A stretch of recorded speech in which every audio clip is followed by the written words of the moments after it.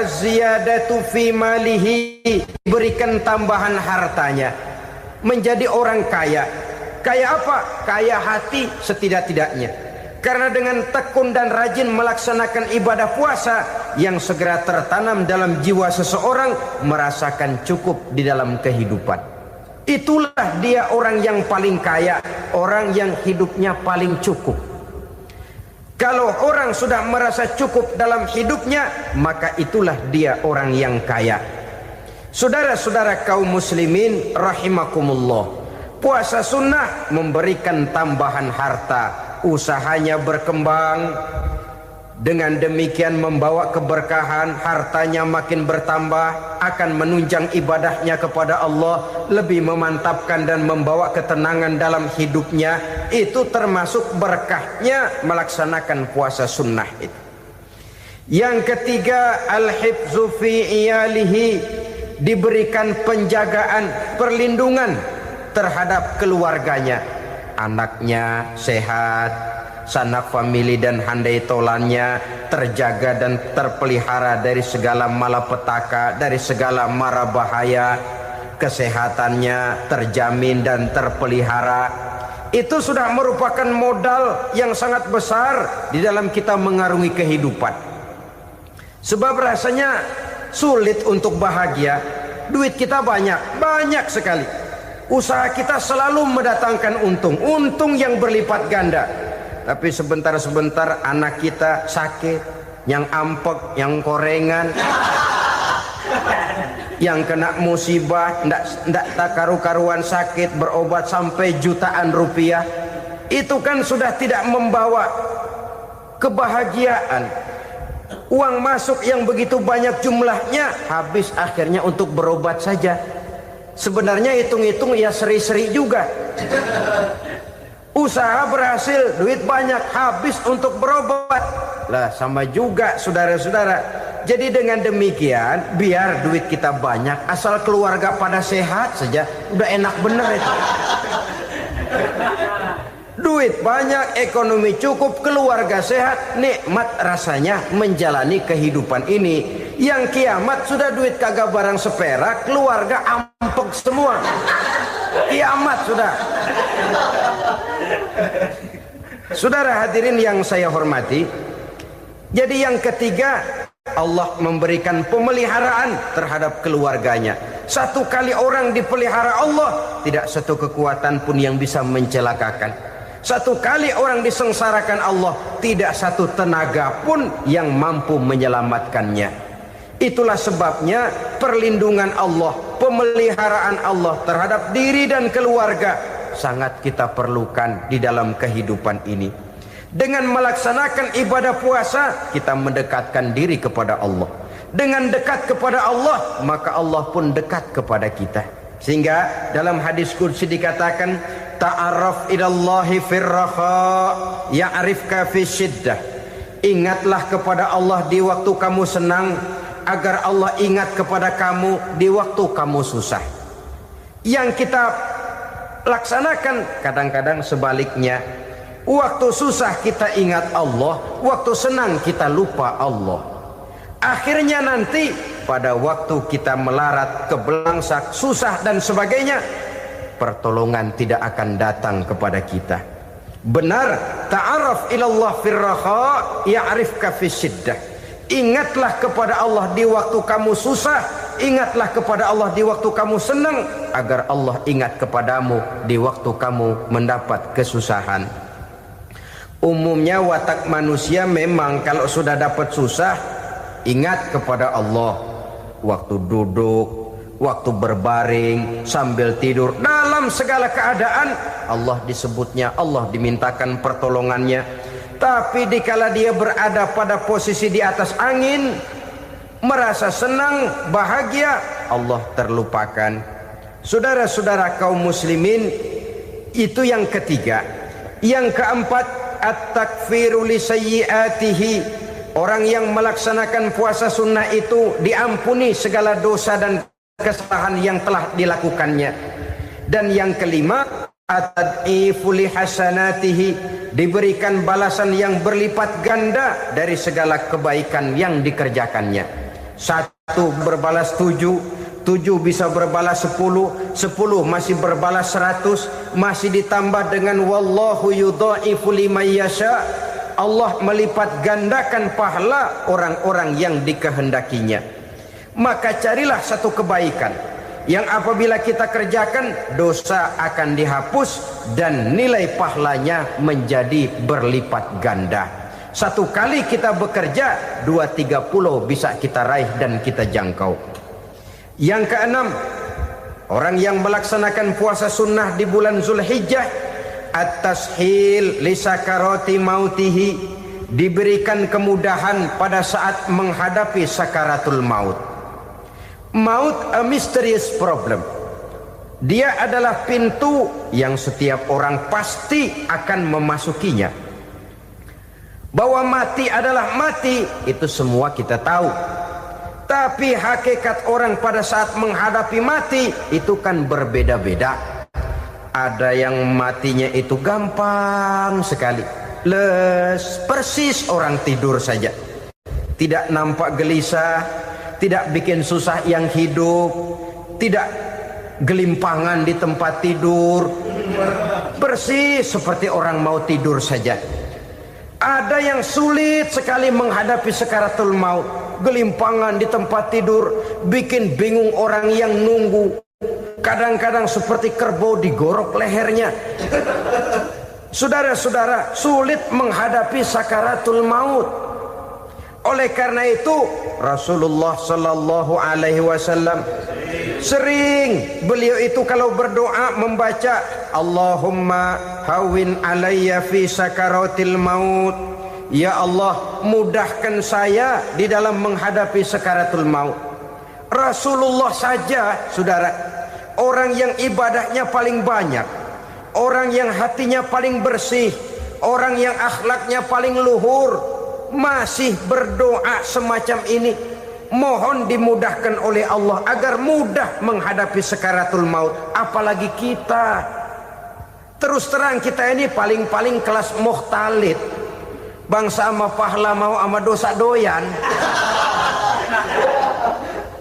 Lebih perlu lagi menghadapi sakaratul maut, sehingga apabila malaikat maut datang menjemput nyawa kita, dimudahkan. Jangan dibikin sulit, supaya mudah. Jadilah orang baik-baik. Biasanya kalau banyak yang mati, malaikat maut juga kali main-mainin dulu tuh orang, kutak-katik, ditakut-takutin dan segala macam.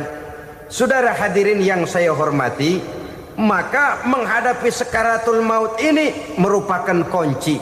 Apakah seseorang bisa husnul khatimah atau bisa su'ul khatimah?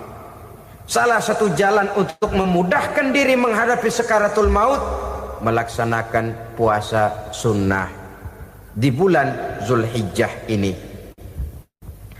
Yang ketujuh, ad-diya'u li zulumati qabrihi, diberikan terang di alam kuburnya.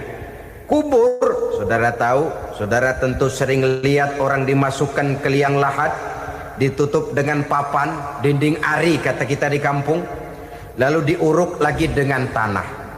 Dalamnya liang lahat, gelapnya liang lahat, gelapnya diuruk dengan tanah, gelapnya di dalam kubur, 3 gelap yang menjadi satu. Bapak moyangnya gelap.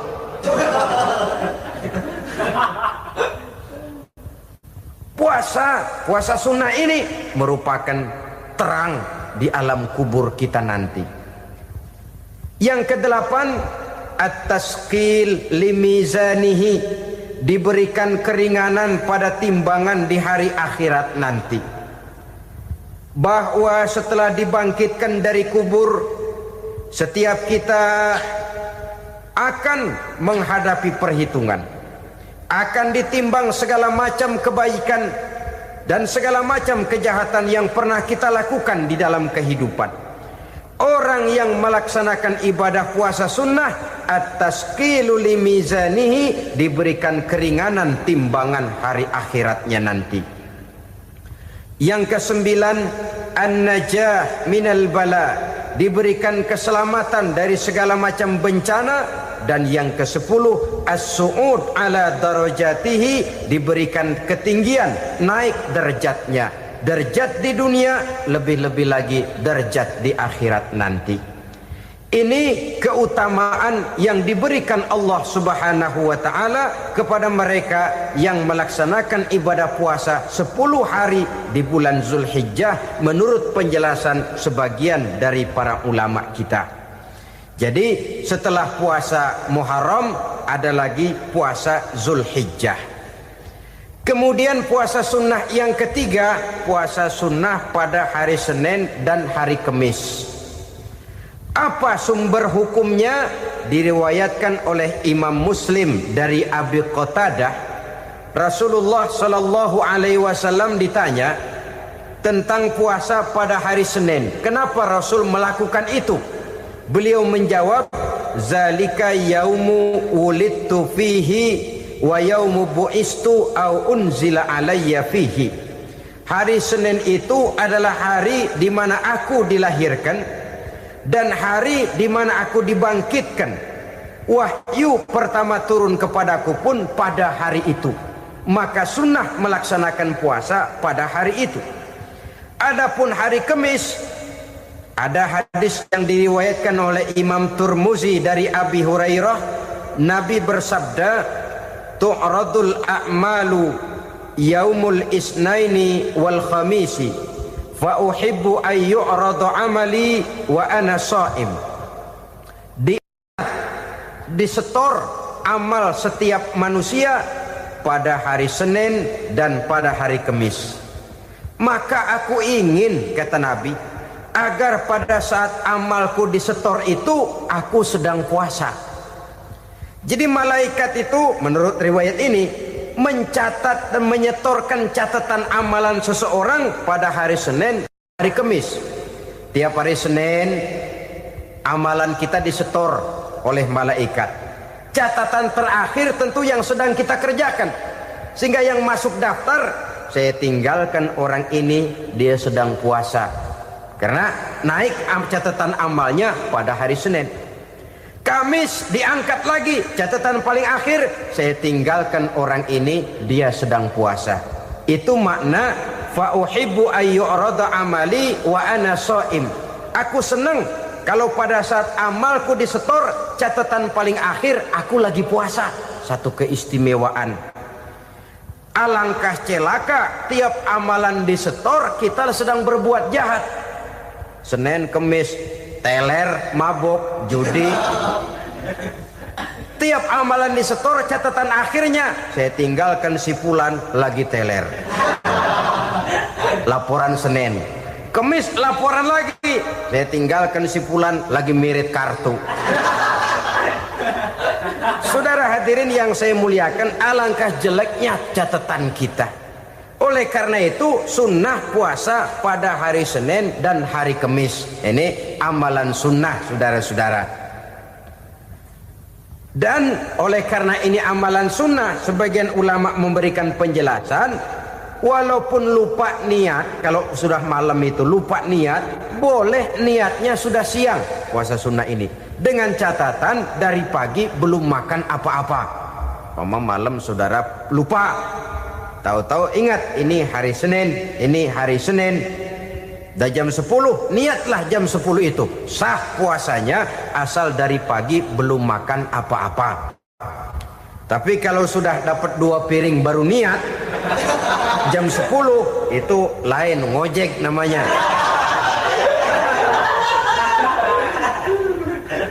Jadi puasa sunnah yang ketiga, puasa pada hari Senin dan hari Kamis. Yang keempat, puasa jenis sunnah yang keempat, puasa 6 hari di bulan Syawal. Diriwayatkan oleh Imam Muslim dari Abi Ayyub bahwa Nabi bersabda, man shoma ramadhana summa atba'ahu sittan min Syawal kana kasyamid dahri. Barang siapa yang berpuasa di bulan Ramadan kemudian diikutinya dengan 6 hari di bulan Syawal, maka dia seolah-olah seperti orang yang berpuasa 1 abad lamanya. Allahu Akbar. Demikian besar keuntungannya. 6 hari di bulan Syawal sama dengan orang yang berpuasa 1 abad lamanya. Ini fadhailul a'mal, saudara-saudara. Jangan diartikan karena menang sudah puasa 6 hari bulan Syawal, Ramadan tahun depannya lantas nggak puasa. Kenapa? Ukurannya sudah 1 abad. Bukan itu pengertiannya. Ini mendorong orang memberikan ganjaran pahala yang sedemikian besar. 6 hari setelah Ramadan, artinya di bulan Syawal. Tidak pada hari pertama Syawal karena haram hukumnya berpuasa pada hari fitri itu. 6 hari di bulan Syawal. Tinggal lihat yang mampunya saja. Boleh berurutan, boleh tidak berselang-seling, boleh, asal saja jumlahnya 6 hari selama masih bulan Syawal itu. Hari ini 3 hari lagi, 4 hari lagi, diselang-seling atau berurutan, itu juga lebih baik. Puasa sunnah 6 hari daripada bulan Syawal. Kemudian yang kelima, puasa sunnah 3 hari pada setiap bulan. 3 hari pada setiap bulan. Diriwayatkan oleh Imam Bukhari dan Muslim dari Abi Hurairah. Abi Hurairah bercerita, "Ausani khalili sallallahu alaihi wasallam bisalasin." Kekasih saya Rasulullah berwasiat kepada saya, memesankan benar-benar kepada saya untuk melaksanakan 3 amalan yang terpuji. Pertama, siyamu salasati ayyamin min kulli syahrin. Puasa 3 hari dalam setiap bulan. Ini wasiat yang pertama. 3 hari pada setiap bulan. Tidak peduli bulan apa saja. Dalam artian ya bulan menurut perhitungan Islam ya. Muharram, Safar, Rabiul Awal, Rabiul Tsani, Jumadal Ula, Jumadil Akhir, Rajab, Sya'ban, Ramadan, Syawal, Zulqa'dah, Zulhijjah dan selanjutnya. 3 hari pada setiap bulan. Tanggalnya tanggal berapa saja. Lebih utama pada yang disebut Yaumul Bid, yaitu hari-hari di mana bulan menunjukkan purnama.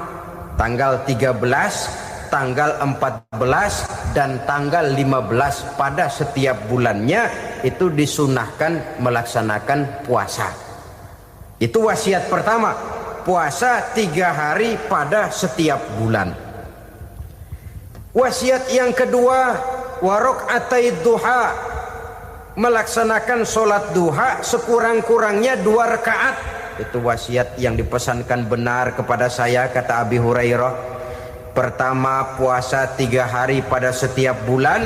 Yang kedua, usahakan jangan meninggalkan 2 rakaat minimal daripada sembahyang duha. Kita tahu sembahyang duha itu sembahyang sunnah di waktu pagi seketika matahari naik sepenggalahan. Sekurang-kurangnya 2 rakaat, sebanyak-banyaknya 8 rakaat. Di antara fadilah atau keutamaan daripada sholat duha ini yaitu menyangkut masalah rezeki dan usaha. Kemudian wasiat yang ketiga, wa an utira qabla an anama. Beliau sangat berwasiat kepada saya untuk sholat witir sebelum tidur. Artinya sholat malam sebagai amalan sunnah di dalam kehidupan kita. Jadi saudara-saudara, dalam hidup ini kita akan selalu berbentur dengan keperluan.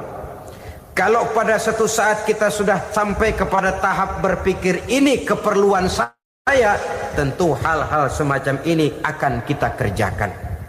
Kita belum tergerak melaksanakan ini semua oleh karena barangkali kita merasa belum memerlukannya.